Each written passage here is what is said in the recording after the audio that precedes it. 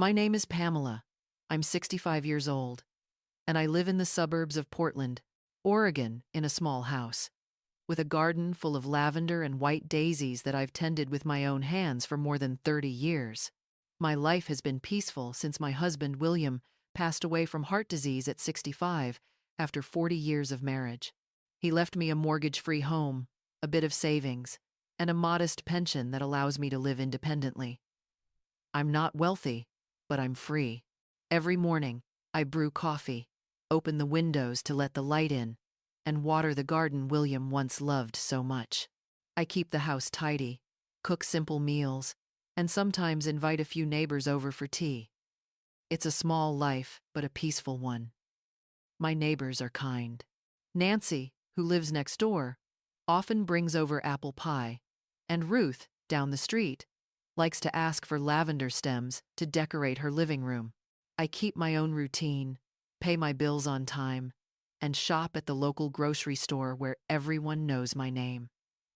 But that quiet life began to change when my son David started showing up more often than usual. David is 37, a car broker, married to Melissa, a 34-year-old accountant. They have two children, Ethan, 13, and Sophie, 11. David has always been the type who can charm anyone when he needs something and turn cold the moment he gets it. Even as a boy, I noticed his way with words and his habit of borrowing people's kindness. Still, as a mother, my heart was soft. Every now and then, he'd come asking to borrow a little money for school fees or car repairs, and I always helped. A few $100s here and there. Not much, but given with love. Melissa was polite, but distant. My grandchildren were sweet, but reserved, as if I were just the grandmother who brings gifts, not truly part of their lives. One Thursday afternoon, while I was watering the roses in my yard, David drove up. I invited him inside, poured coffee, and sliced a few pieces of banana bread I'd just baked. He sat down and gave me that familiar smile. "Mom, I need to talk to you about something serious." I set my cup down. "Go ahead, honey." "Melissa and I want to buy a house. Our apartment's too small. The kids are growing, and we need more space." "That's wonderful," I said. "You two deserve a place of your own." He nodded, his tone lowering. "The problem is, we don't have enough for the down payment." I knew exactly what was coming. "So how much do you need?"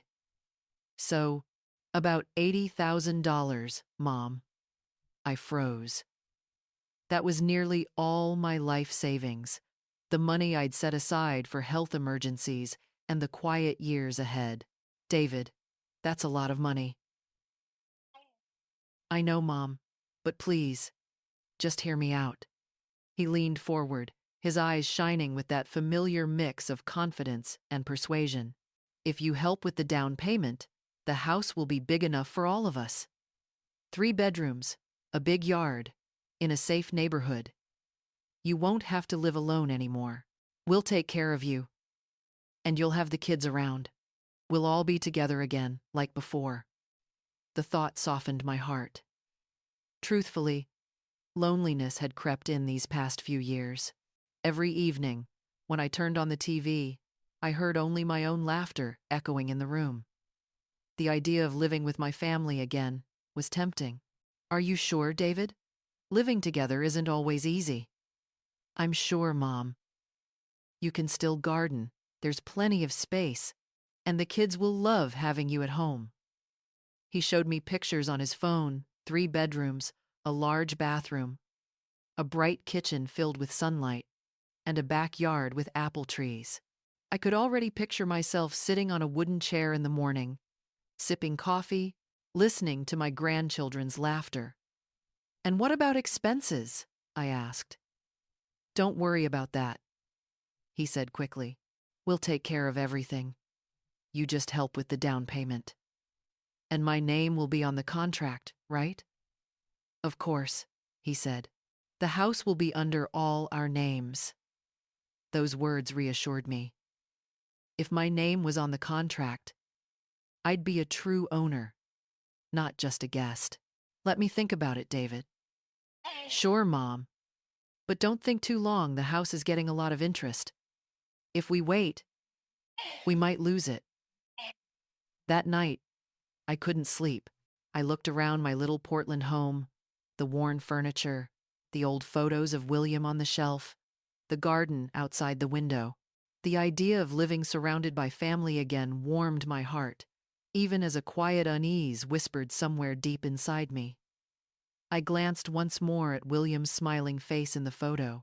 It would be wonderful, I thought, to have laughter and voices in the house again. $80,000 was a lot of money, but I had it. It was everything I'd saved my whole life. Yet I believed. Maybe helping my son was the right thing to do. That Saturday, David took me to see the house. Melissa and the kids came along. The moment we arrived, I fell in love with it. It was even more beautiful than in the pictures. The backyard was huge, with apple and pear trees, plenty of space for me to create my dream garden. Grandma, what do you think? My older grandson, Ethan, asked. It's beautiful, sweetheart, I replied. This room will be mine. Sophie pulled my hand and pointed to the room next door. And yours is right here. We'll be room neighbors. Seeing how excited the kids were, my heart softened. They really were happy about the idea of living with me. Sophie kept talking about how she'd decorate her room, and Ethan said he loved that I'd always be there. So, Mom, what do you think? David asked as we drove home. I'll help you, I said. He smiled brightly and hugged me right there in the car. On Monday morning, I went to the bank and withdrew $80,000. The manager, who had known me for years, looked at me with concern. Mrs. Pamela, are you sure about this? I'm sure. It's to buy a house with my son. That afternoon, I handed the money to David. He hugged me, saying I'd never regret it, that now we'd truly be a family. 2 weeks later, the keys to the new house were in our hands. All the paperwork and the mortgage were finalized.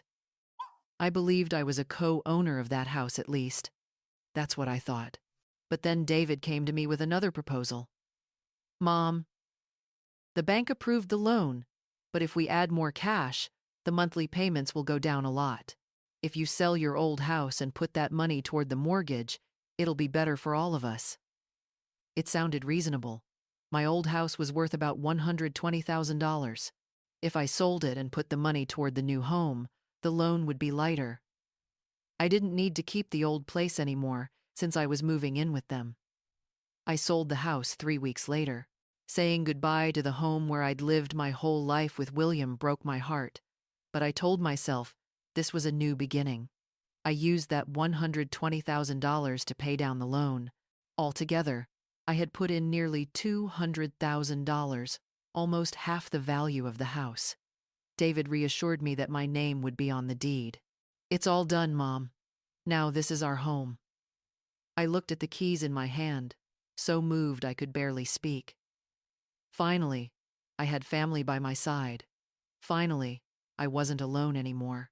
But if I had known what was coming, I would have kept that $200,000 and rented a small apartment far away. Because sometimes, loneliness is easier than living with the wrong people. The move took place on a bright Saturday morning. I was happier than I had been in years.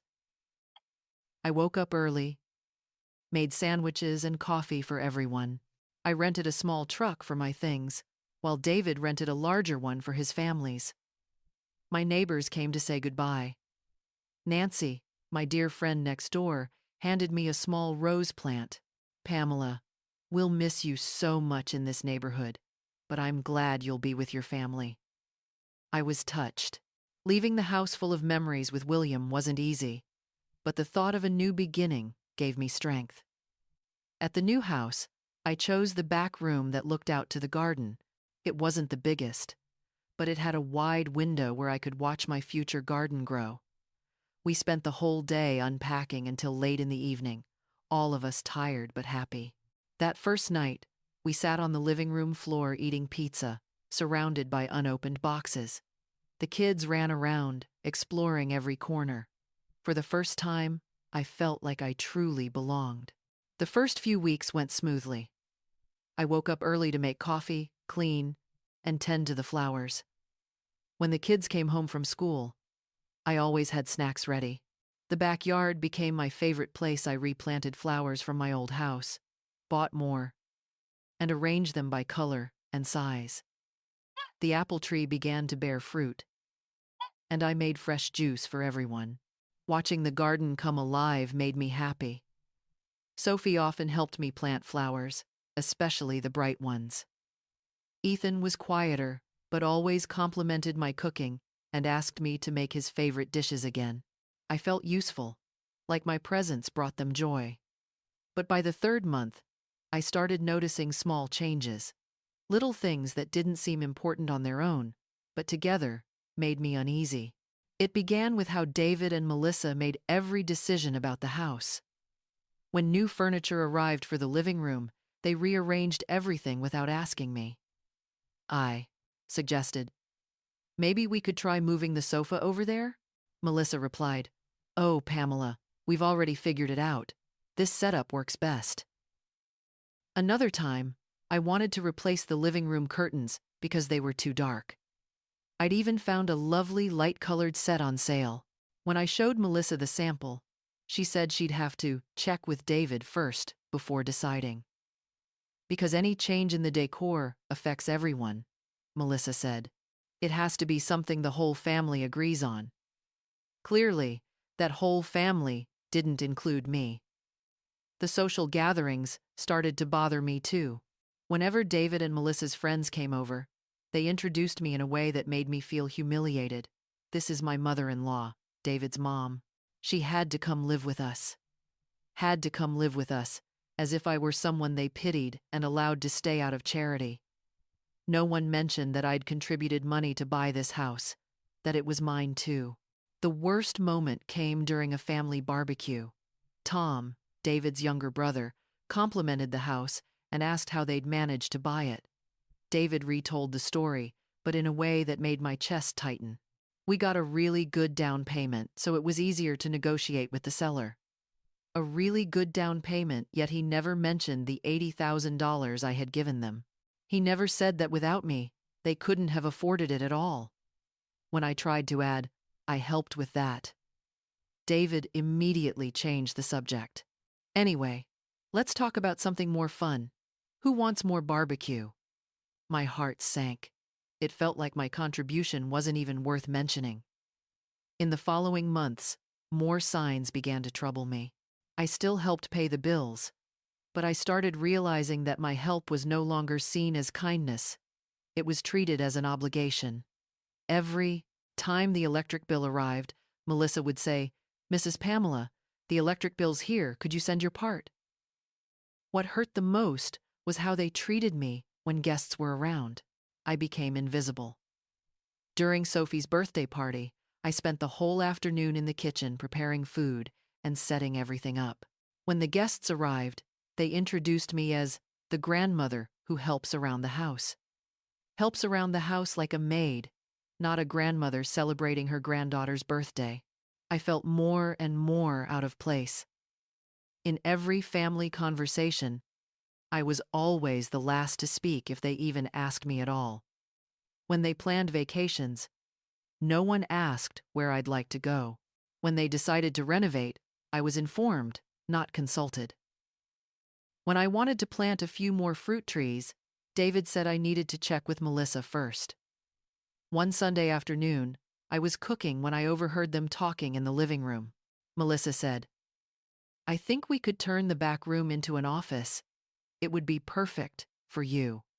"The back room, that was my room," David replied. "Ask Mom first. She can sleep in the living room," Melissa said. That night, I lay in bed staring at the ceiling, trying to understand what was happening. Something was wrong, but I couldn't quite name it. I felt myself slowly losing my place in a home that was supposed to be mine. But was it ever really mine? When they treated me like a guest? I decided to pay closer attention. I watched every conversation, every look, every decision. But part of me still held on to hope. Maybe I was overthinking. Maybe time would make things better. Maybe I just needed to be patient a little longer. But I was about to discover the truth, and it was worse than I imagined. The truth came from my sister, Susan, who came to visit for a few days from California. She had been retired for 2 years and wanted to travel and see family. I was genuinely happy when she arrived. Susan had always been the smarter one, and I felt I needed someone to talk to.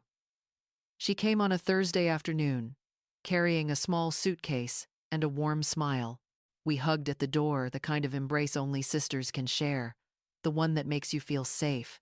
Susan, 62, 3 years younger than me, always looked elegant, neatly styled hair, tasteful clothes, upright posture, confident eyes. "Pamela, this house is beautiful. You didn't tell me it was this big." I gave her a tour, her guest room, the flower-filled garden, the wide kitchen where I spent most of my time. She complimented everything, but I noticed she was carefully observing each detail, as always. At dinner, David and Melissa were polite but distant. Susan asked them about the house purchase, about their plans, but they answered vaguely, avoiding specifics. For the first 2 days, she and I caught up. We talked about life in California, her grown children, and her grandkids already in college. But Susan was perceptive. She could sense something was wrong, no matter how hard I tried to hide it. On the third morning, as we sat in the kitchen having coffee, she looked straight at me and said, "Pamela, you're not the same. What's going on?" I hesitated. I didn't know how to describe the feeling of being lost in your own home, the sense that you don't belong there anymore.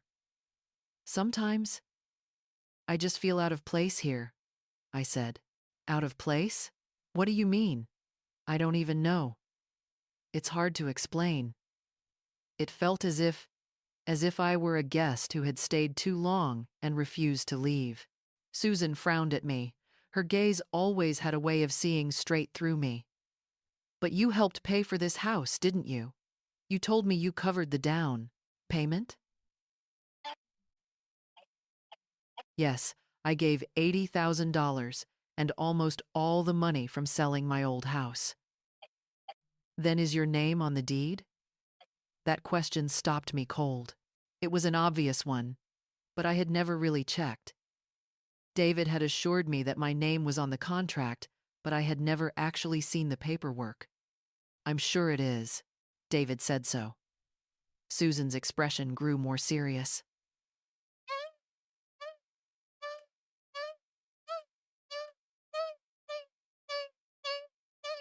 "Pamela, you've never seen the deed yourself?" "No." I trusted David. She didn't say another word, but the worry in her eyes unsettled me deeply. That conversation planted a seed of doubt in my heart, and everything fell apart the following Saturday morning. Susan got up early to help me make breakfast. She complimented how neat I kept the kitchen, how organized everything was. "You've really made this place a home, Pamela." I was stirring sugar into my coffee when David walked into the kitchen. He'd slept late, as usual, his face groggy and his eyes half open. "Good morning, Aunt Susan. Did you sleep well?" "Very well, David. I was just telling your mom how lovely this house is. You two made a smart investment." David picked up a cup of coffee, leaned against the counter, and smiled a cold smile. "Investment? What investment?" Susan looked puzzled. "This house, of course. Pamela said you and she bought it together." David laughed a laugh that made my blood run cold. It wasn't amused. It was mocking, cruel. "This house belongs to me and Melissa." The kitchen fell into a suffocating silence. I stopped stirring my coffee. Susan froze. Even the wind outside seemed to stop. "What did you just say?" Susan asked calmly, though I could tell she was forcing herself not to explode. "Exactly what I said. The house belongs to me and Melissa. My mom's name isn't on the contract." Those words hit me like a punch to the blind chest. I felt dizzy and had to hold on to the counter to keep from falling. Susan glared at him. "But your mother said she paid nearly half the cost of this house." David shrugged. She helped, yes. But the house is ours. She's here because we let her stay, because we allow it." Those words echoed in my head like a blast of cold wind. I had spent my life savings, sold my home, changed my entire life only to realize I was just allowed to live there out of pity for my own son. Susan looked at me with anger and heartbreak mixed in her eyes. She was about to say something, but I stopped her. "Susan, let me talk to David alone." My voice was firmer than it had ever been. She hesitated, but stepped out of the kitchen. I knew she didn't go far. "David, is that true?" "Is what true, Mom?" "That my name isn't on the contract." He shrugged, casually, as if we were discussing the weather. "Look, Mom, having your name on it would have made things complicated. More taxes, more paperwork. This way was just simpler. But you promised me my name would be on the deed.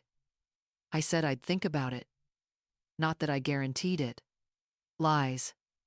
I remembered clearly his assurance. "And what if I decided to leave?" "Leave? Why would you do that? You've got everything here, a home, food, family." The way he said it made me realize what he truly thought of me, a freeloader.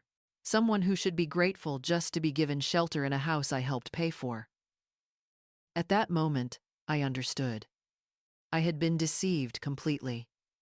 My own son had taken advantage of my trust and love to get what he wanted. "You lied to me." "I didn't lie, Mom. You helped us, and we let you live here. Everyone benefits." I walked out of the kitchen without another word. Susan was waiting in the living room, her face filled with fury. "Pamela, you heard all of that, right?" "I did."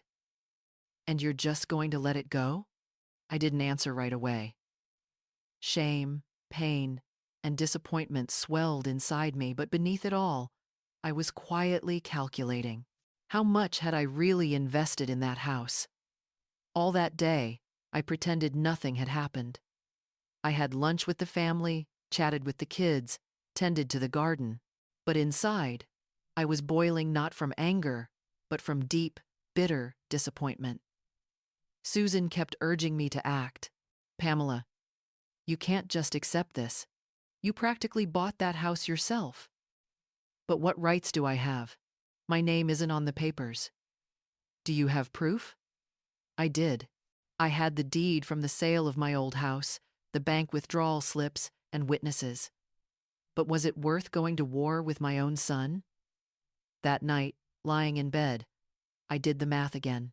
$200,000. Nearly everything I owned, my house, my savings, my security, all now in the hands of someone who saw me as nothing more than a freeloader. I had been too naive, too trusting of someone unworthy of that trust. I had handed my financial safety to a man who saw me as an opportunity, not as his mother. But one thing I knew for sure. I would not let myself be treated like a guest in the very house I helped buy. I would not let myself be humiliated by the person who should have protected me. It was time to make a decision, one that would change everything. Susan stayed with me for 3 more days after the truth came out. She wanted to make sure I wouldn't do anything rash and, more importantly, that I understood just how serious this was. The first few days after finding out, I felt like someone had punched me hard in the stomach. Every night I woke up in the middle of the night, replaying David's words, feeling both ashamed and furious. Susan was livid. She couldn't believe I'd trusted him so completely without checking the paperwork. I could only explain that he was my son, and I never imagined he could be so cruel. Susan shook her head. You're too trusting, Pamela. On Tuesday afternoon, I discovered something that changed everything. While organizing some documents in the cabinet, I found an old folder inside were years' worth of transfer receipts I'd sent to David. Not just the $200,000 for the house, but many smaller amounts I had lent over time. I sat down on the bed, pulled out a calculator, and added it all up. Over 5 years, I had sent him nearly $40,000, car repairs, the kids' school fees, late bills. All of it labeled as helping my son, and I had never once asked for repayment. But the real shock came when I went to the bank to review my finances. The branch manager, who'd known me for years, looked at me gravely. Mrs. Pamela, your credit record is marked as delinquent. Mine? Mine. There are several credit accounts opened under your Social Security number and some unpaid contracts. Did you authorize anyone to use your information? My heart pounded. I asked to see the details. On the screen were 3 credit cards in my name, all with high limits and overdue balances. There was also a car loan I had never heard of, plus 2 personal loans being deducted directly from my pension. I never signed any of those documents. You should file a police report immediately. This is identity misuse. I walked out of the bank trembling. It wasn't just the house David had been using my name to borrow money for years. I had been financing his life while he treated me like a burden. That evening, I confronted him. He was watching TV in the living room when I placed the pile of bank papers on the table. David, explain this. He glanced at them and shrugged. Oh, that? I just used your name, Mom. Your credit's cleaner, easier to get approved. I never gave you permission for any of lie. This. You don't understand how finances work, Mom. I've got it under control. I'm paying it off. If you're paying it off, then why are there overdue balances? It's just a month or 2 behind, no big deal. No big deal? My name was ruined, my pension was being docked, and to him, it was no big deal. What if I want to cancel everything? Come on, Mom. Relax. I'll handle it. Relax? How could I possibly relax after realizing I'd been used for years? In the days that followed, I started investigating on my own. I visited several local stores and found out my name had been used for installment purchases. A TV, a refrigerator, a stove, a sofa, all in my name, all furnishing the very house where I was allowed to live. Each discovery fueled my anger, but alongside that anger was a new kind of strength I'd never felt before. I wasn't going to stay quiet. At 67, I refused to let my son treat me like a fool. Before heading back to California, Susan said something that completely changed my perspective. Pamela, you only have 2 choices. Live the rest of your life like a fool, or show that boy he messed with the wrong person. But he's my son, Susan. He may be your son, but you're not a doormat for anyone, not even him. After Susan left, I felt lonely again, but it was a different kind of loneliness. Not the kind that comes from having no one, but the kind that comes from standing on the edge of a major decision. In the following weeks, I acted as if nothing had changed. Cooking, gardening, doing chores. But inside, I was making plans. I started paying closer attention to the finances around the house, and soon realized I wasn't just the one who had helped buy the home. I was the one paying for almost everything. The electric bill, water, internet, gas, all under my name. Worse, they had even used me as a guarantor for several contracts.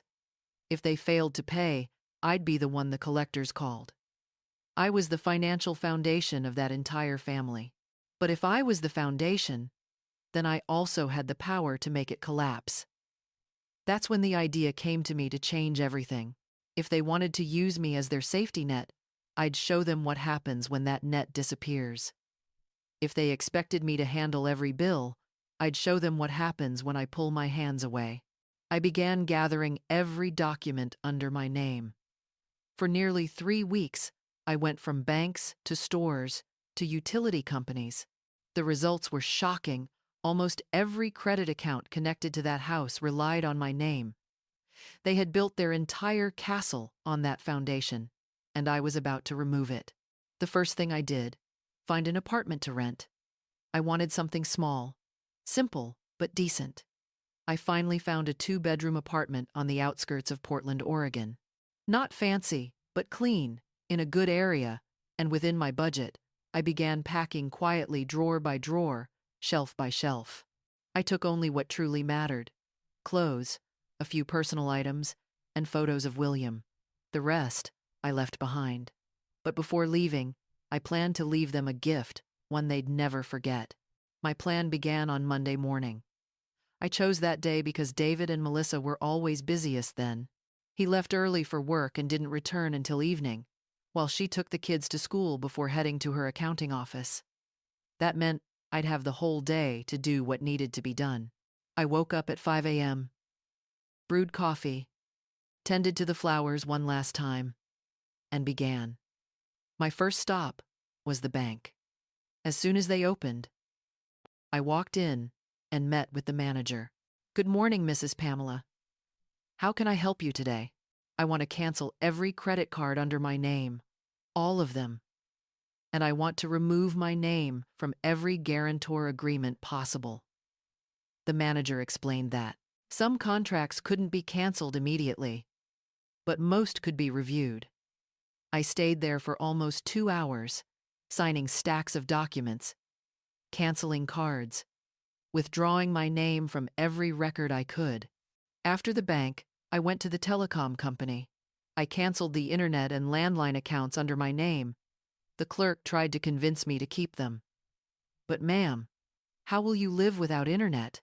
"I'm not living without the internet, I'm living without that house." Then I went to the electric company, canceled the bill. Next was the water company, canceled that too. I spent the entire day running from one office to another, shutting everything down. When I finished, it was nearly 4 p.m. I went home and finished packing. 2 suitcases. That was it. Before leaving, I placed a short note on the kitchen table. No explanations, no long words, just one sentence. "Since the house is yours, you can pay the bills yourselves. Don't look for me." I closed the door and walked away. The new apartment was small, but it was mine. I paid 3 months' rent in advance with the money left in my account. It wasn't much, but enough for a new start.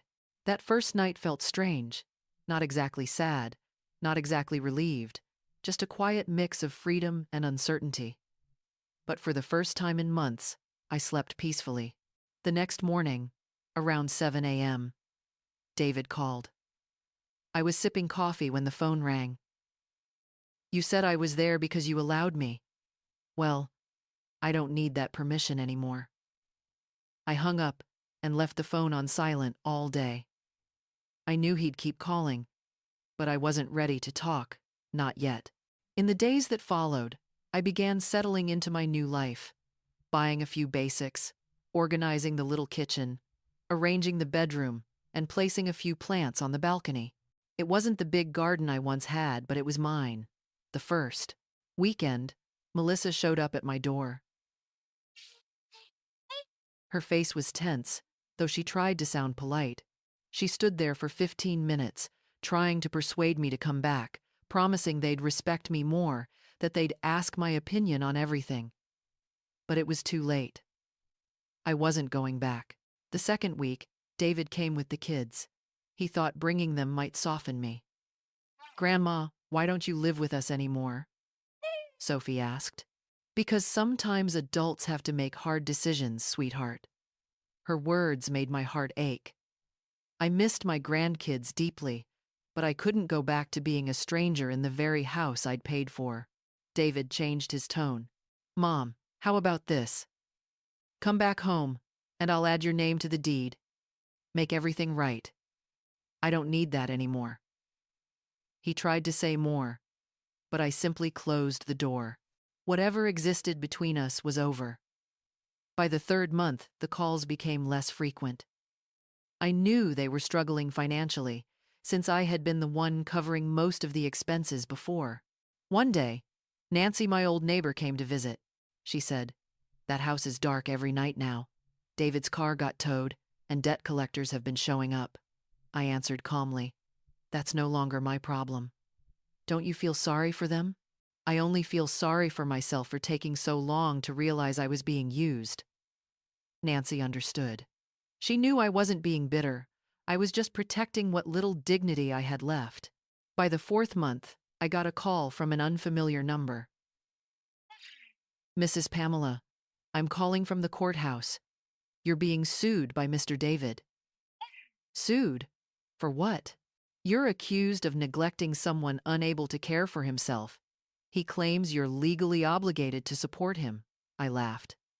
My son, the same man who had stolen my money and my dignity, was now suing me for not supporting him. "Go ahead and send the summons." I met with a lawyer and told him the whole story. After listening, he said clearly, "David's lawsuit is completely baseless. An adult son can't sue his mother just for not supporting him. Would you like to countersue, Mrs. Pamela?" "No," I replied calmly. "I just want him to withdraw the case. And if he doesn't, then I'll tell the court I spent over $200,000 buying a house that doesn't even have my name on it." The lawyer smiled. "I think he'll back down." And he did. 2 weeks later, David called, sounding uneasy. "Mom, I've dropped the lawsuit. 6 months have passed since the day I left that house. Life in my small apartment has become peaceful and pleasant. I wake up early, brew my coffee, tend to a few plants on the balcony, and watch old movies I love. A simple life, but one that's truly mine. I've made a little garden corner on my balcony with a few seedlings from my old yard. It's not as spacious, but every new green leaf brings me joy because it's something I care for myself, something I don't need anyone's permission to nurture.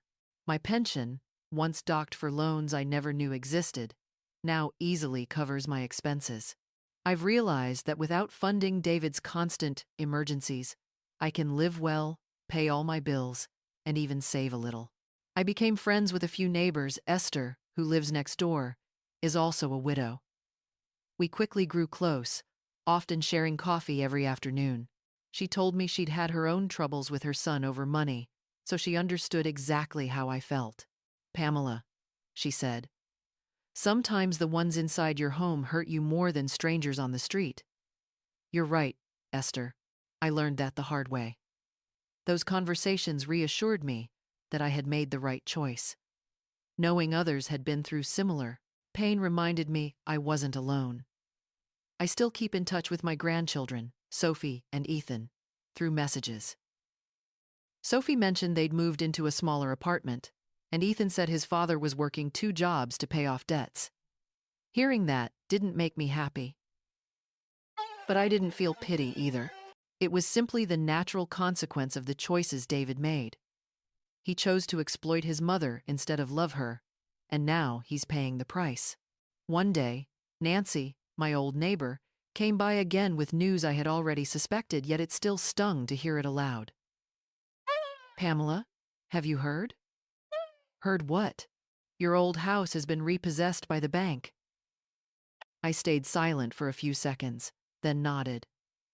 I knew this would happen. They could never maintain a house that big without my financial support, especially since David never had a stable job. "When did that happen?" "Last week. I heard they've moved in with Melissa's mother." That news left me with mixed feelings, a bit of satisfaction, because everything had turned out exactly as I expected, but also sadness for my grandchildren, who now had to live like that. Yet that sadness quickly faded when I remembered how they had treated me, how they dismissed my efforts and introduced me as someone living off their charity. David had chosen his path, and I had chosen mine. What surprised me most was the peace in my mind. During the years I lived with them, I was always anxious, always trying to please everyone. Now, I sleep well, wake up healthy, and have the energy to take care of myself. I joined a senior club at the local community center. There, I met many women my age, many of whom had also been financially taken advantage of by their children. One woman named Miriam shared that she had lent her son money to buy a car and never saw a cent back. Another, Rosa, paid the down payment for her daughter's house, only to be kicked out when the daughter remarried. "We raise our kids thinking they'll take care of us when we get old," Miriam said. But sometimes they just see their parents as a bank. Those conversations helped me realize that I wasn't a bad mother or a fool. I was simply a mother who loved and trusted her child and was betrayed because of that love. The fault wasn't mine. During this time, David still tried to contact me occasionally with various excuses, apologies, and promises that things would change. But I knew the pattern well. He only reached out when he was desperate. The last time we spoke on the phone, he said he'd found a better job and wanted to repay the money I'd given him. But the greatest freedom I've found in this new life isn't about money, it's about independence. If I want to buy a new plant, I buy it. If I want to rearrange the furniture, I do it. If I want to watch TV late into the night, I watch it. Those small things, I had forgotten how precious they were.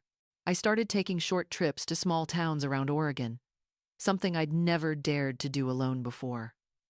I visited museums, craft fairs, and parks, and for the first time in years, I lived for myself. I rediscovered the joy of doing things simply because I wanted to, not because someone expected me to. One of the most important lessons I learned during this time was that I don't have to be useful to deserve respect. For decades, I tied my worth to helping others to feeling needed. Now, I understand that my value doesn't come from what I do for others, but from simply existing. That realization completely changed how I see family relationships. I've learned that true love doesn't demand, manipulate, or exploit. Real love respects, cherishes, and protects. What I received from David wasn't love, it was manipulation disguised as family needing help. 2 years have passed since I decided to change my life. In that time, I've gone through a transformation I never thought possible. It wasn't just about moving houses, it was about changing how I saw myself and what I believed I deserved. My little apartment has become something precious. I wake up when my body wants, not because someone expects me to make coffee early. I care for my plants patiently, watching each new leaf grow. I read books I'd never finished before, back when I was always being called to do chores. The senior group in my neighborhood has also become an important part of my life, not just because of the friendships, but because it's helped me see that there are many ways to grow old. I could become a bitter woman betrayed by her family, or a woman who found strength and freedom in her later years. I chose the second path. I started volunteering at a nearby daycare, reading stories to children twice a week. When I see their bright eyes as I open a book, my heart warms. They call me Grandma Pamela, and they always run to hug me the moment I walk in. That work brings me true happiness. During this time, David still contacted me occasionally, but less and less. Perhaps he finally realized that I would never again be his family bank. In our last few conversations, he seemed to have accepted that truth. Sophie comes almost every Saturday to help me with the plants, and I teach her a few recipes she wants to learn. Our relationship is lighter, healthier, and far more genuine than it ever was before. I also began learning oil painting, something I had always dreamed of, but never had the courage to try. I discovered that I had a natural talent for landscapes, and I hung my first few paintings on the walls of my small apartment.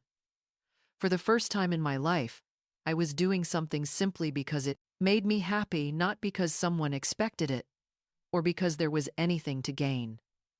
In the third year of my new life, I received news that made me reflect deeply. Nancy, my old neighbor, told me that David had found a more stable job and moved into a small rental house on the outskirts of Salem. She said he had asked about me. "What did you tell him?" I asked. She smiled and said, "I told him you're living your best life." And she was right. I truly am living my happiest life. Not the wealthiest, not the most exciting, but the most authentic. I realized that I had spent nearly my whole life trying to earn love by being useful, cooking, cleaning, giving money, caring for others, hoping it would earn me a small place in their hearts. But true love is not a transaction. It's not a reward for effort. Real love is unconditional, respectful, and mutual. What David gave me wasn't love. It was convenience disguised as family duty. Now, when I look back at my life, all I feel is gratitude. Grateful that I was brave enough to change at 67. Grateful that I discovered my own strength. And grateful that I learned my worth isn't defined by what I do for others, but by who I am. If this story touched your heart, please leave a like, subscribe, and comment below. If you were in my place, what would you do? Pamela's story is a fictional work inspired by real-life experiences, where names and locations have been changed to protect privacy. Yet behind each word lies a familiar pain, shared by countless mothers, women who only wanted to love and be loved in return. If you were in Pamela's situation, what would you choose? Stay silent and endure for the sake of peace, or speak up to protect your self-respect? There's no easy answer, but Pamela found peace by choosing self-respect, believing that God always blesses honest and kind hearts. Thank you for joining this story today. If it moved you, be sure to watch the 2 most loved videos at the end of the screen, where new journeys of healing and faith continue to be written every day.